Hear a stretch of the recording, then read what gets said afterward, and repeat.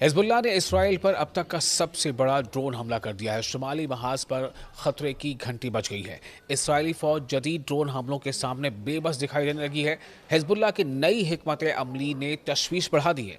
आसमान से आने वाले खामोश हमले हिजबुल ड्रोन्स ने FPV हिजबुल्लाह के FPV ड्रोन्स ने हिजबुल्लाह के इसराइली दिफाई निज़ाम को वहाँ पर जो कुछ वहाँ पर FPV अल्लाह जो उसने नाम रखा है हिजबुल्लाह के जो ड्रोन्स हैं, इसका ये हमला इसराइल के लिए काफ़ी एक चैलेंजिंग साबित हो रहा है।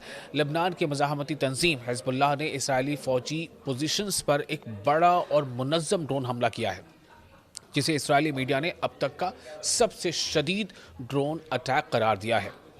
आप देख रहे हैं न्यूज़ 18 का सोशल मीडिया प्लेटफॉर्म। मैं हूं विशाल। रिपोर्ट्स के मुताबिक FPV हिजबुल्लाह ने यानी फर्स्ट पर्सन व्यू ड्रोन्स के FPV का फुल फॉर्म क्या है? First person view.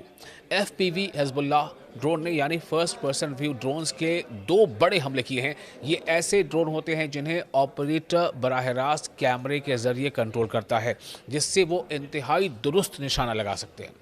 Israeli media के मुताबिक पहला हमला जनूबी लेबनान और शुमाली इसराइली इलाकों में फौजी पोजीशंस पर किया गया।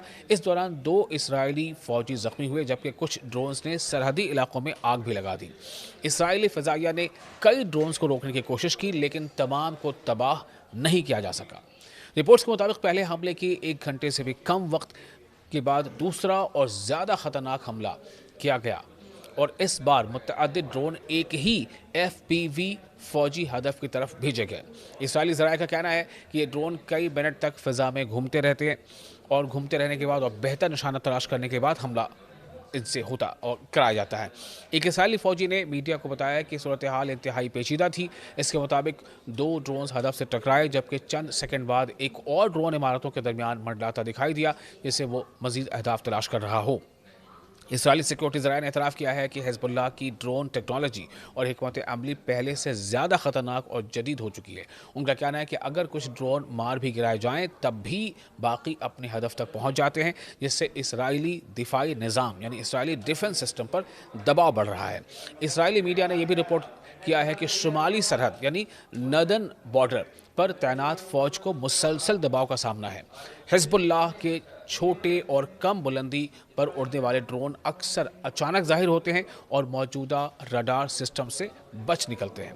रिपोर्ट्स के मुताबिक इसराइल अब तक ऐसा मौसर दिफाई निज़ाम तैयार नहीं कर सका है जो इन ड्रोन हमलों को यानी इन FPV ड्रोन हमलों को फर्स्ट पर्सन व्यू ड्रोन हमलों को मुकम्मल तौर पर रोक सके। बाज़ इसराइली तजियाकार इस सूरत हाल को लिबनानी मसला करार दे रहे हैं। इस कशीदगी के असरात आम शहरियों पर भी पड़ रहे हैं।